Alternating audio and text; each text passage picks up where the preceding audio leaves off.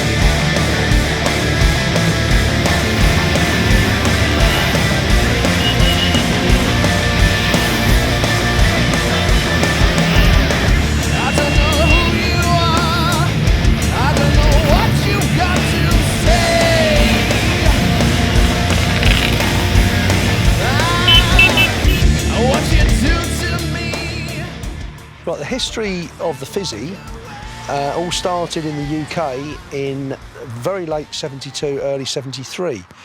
It started off as the SS50. For about 6, 7, 8 months, something like that, they produced that model.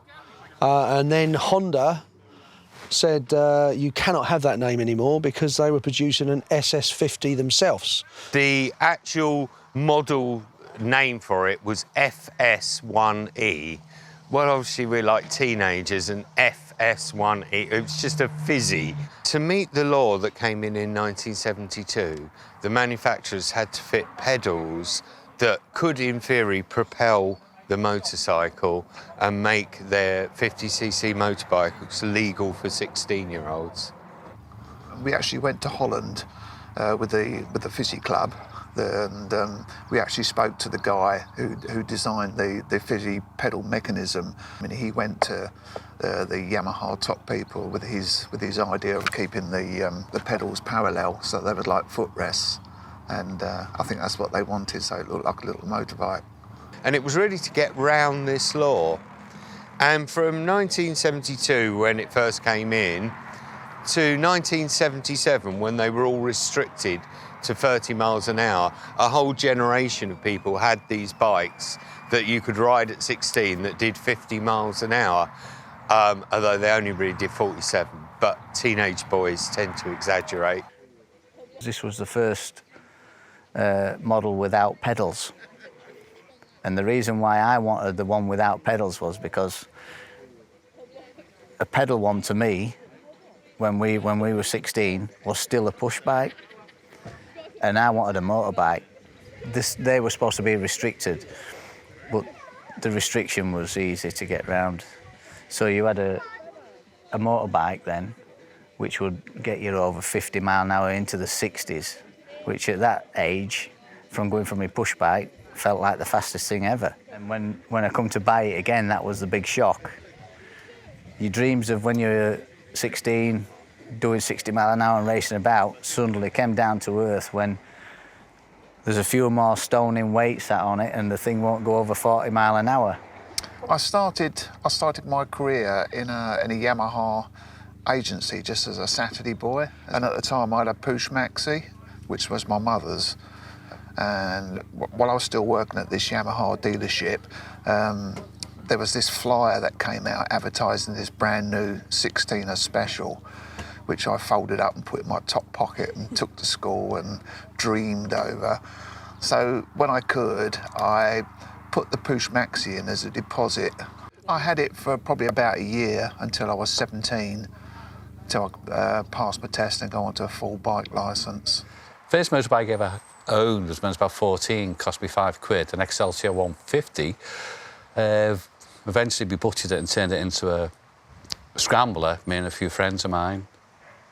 Wrecked that, and then thereafter it was when I got to 16, got myself a nice little two-stroke Pooch Canary Yellow. The Fizzies weren't actually on the market at that point, so that was my first experience to just tie me over till I was 17. Running around on the Honda 250 with my wife, I think I probably didn't have a full licence then, and I did get stopped by the police once on that, so we traded in the bike and got a Honda 70 EC monkey bike. In them days, you could actually catch the ferry to Liverpool, take your bike on it, ride back through the tunnel and just bimbled round on our 70s. And then the decision was made then to trade one of the bikes in for the 404. 16-year-old, first 3 wages from working down the pit, bought me a Wineberry, and that's where it started from. In 1976, when I was 16, I wanted a Fizzy, but my mum said I was not to have one. But I had a job at a greengrocer's, so I bought one with my wages and had to park it at my friend's round the corner. And then later on, when I was 16, I left home on it with all my worldly goods in a big rucksack on my little gold FS1E. And then obviously went to college, fell in love, and rode off into the sunset with my true love on the back and my elf plate stuffed down my jacket. I had that bike when I was 17, which is a Baja Brown Fizzy. That's not mine, that's a friend of mine. And there is a Fantic over there, which was my first two-stroke bike. Got to grips with all the mechanical side of things, sort of taught myself how to strip the engine down, get the parts. I go to Italy every year with a family, so we can go and pick up parts. I was looking on the internet because the Fizzies were starting to get big, and there was a Fizzy website. And on this Fizzy website, I came across what was my old bike. Someone had restored it, and I recognised with the registration number. So I contacted the guy and said that used to be my old bike, and would he be interested in selling it? He said, well, I would, he said, but he said it's a very early one. He said, obviously, I'd want a lot of money for it. So I said, well, what's a lot of money? And he's probably about £5,000 or £6,000. So I said, well, it's best you probably keep it then, I think. And in the end, he contacted me. He kept coming back to me and asking me to buy it back because he wanted it to go back to me because I was the original owner. You get to the point where you want the one you've had from the start, and I thought I was the only one doing it at the time until I went on the internet and found the FS1E site and a whole load of other lads and lasses doing the same thing. I realised I wasn't alone, which then started all the regular yearly meetups, which have been going on for me since end of 2006. I don't want one because I can't afford one. So the natural alternative, coming from an Italian family, is to try and keep the Italian flag flying by getting the bikes that nobody wants, the bikes that are quite cheap to pick up if they're imported, but are notoriously difficult to get bits and pieces for. They've got a bit of a reputation for reliability, or unreliability, I should say. That's the main problem. I don't think it's fair at all, really. I think if you maintain them and keep an ear out for various problems, then you'll get on top of it. But if you try and force a moped beyond what it can do, you've got to expect the worst. The Italian bikes were faster, without doubt, on the whole more expensive, and not as reliable. Fizzy's had a reputation for being immune to 16-year-olds fiddling around with them, and they still went. Speed. They were the fastest. They always used to beat the SS's. The Italian boys will tell you different, but they were faster, but they just never make it to the end of anywhere they went to. And the Fizzy was your go-to, reliable, get you there fast-ish. Well, I came through the age, through the 70s and overlapped into the 80s, so the Japanese were just bringing out new models virtually every week, but they were interesting. And 40 motorbikes nowadays, they've got your ABS and they obviously are a lot safer. One bike looks like another bike from a distance, so a lot of it obviously must be aesthetic, not just the nostalgia side. If I use my 400, or even the Fizzy, if I pull up on that, then there's a little crowd, generally middle-aged people. Oh, I either had one or wanted one, or I liked them even though I didn't have one, kind of thing. So I think with the Fizzies, I think it's a lot of it's nostalgia, because it would have been a lot of people's first ever bike, and it's a stepping stone to whatever bike path they follow thereafter, you know. It's basically your first proper freedom. You've been tied to your mum and dad. You've had your push bike, but you're still tied to your mum and dad to go anywhere of a distance away from your hometown. Your Fizzy was your first get-out-of-town vehicle with your own speed, your own steam.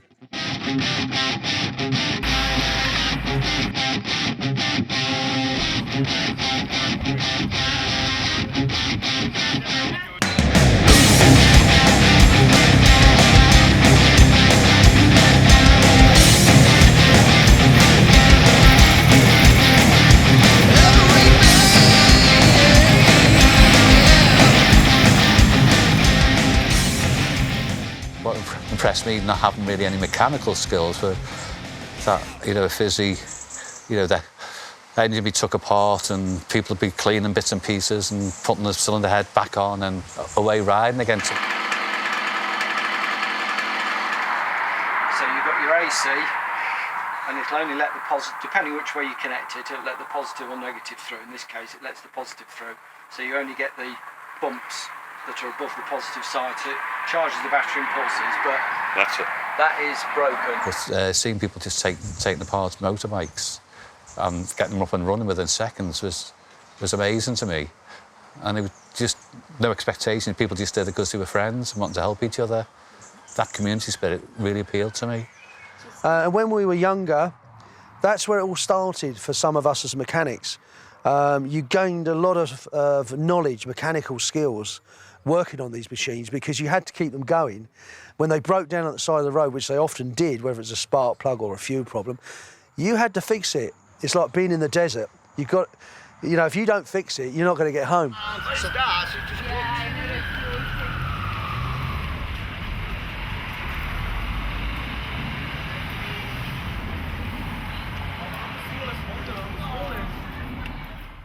My brother, he had motorbikes. He's older than me, 5 years, so whatever he messed about with, I was there helping him.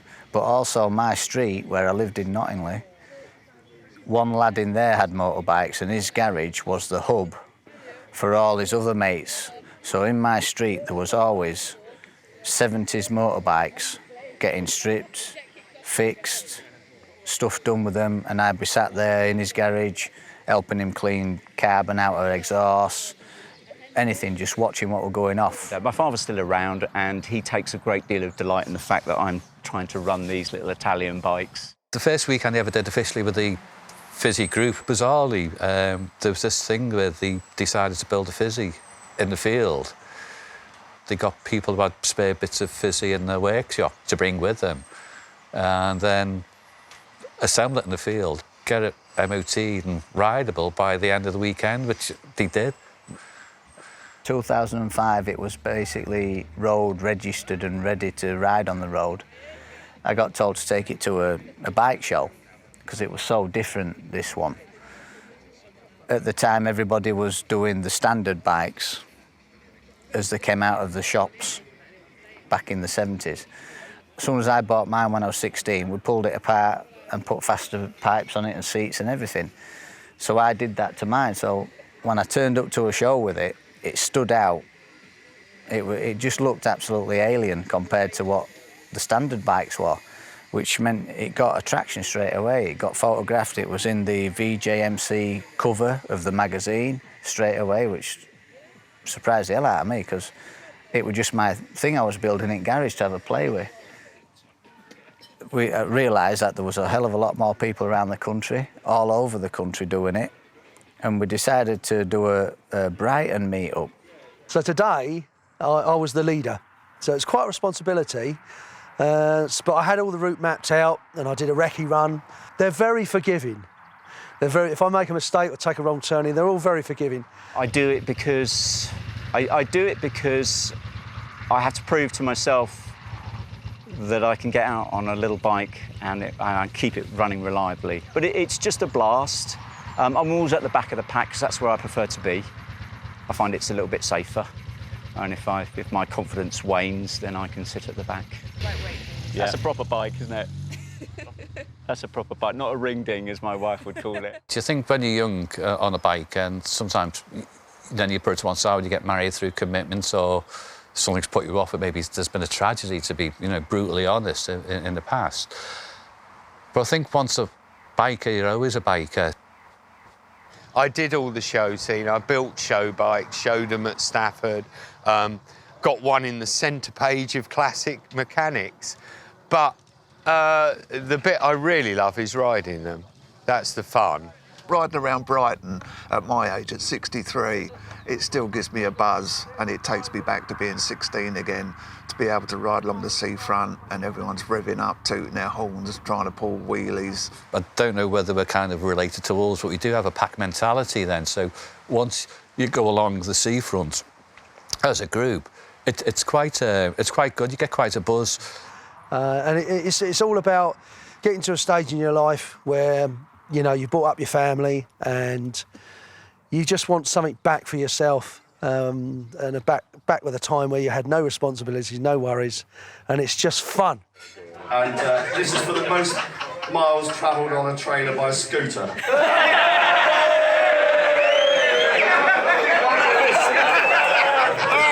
We only did it to get the award. He needs no introduction. We've got. There's only one.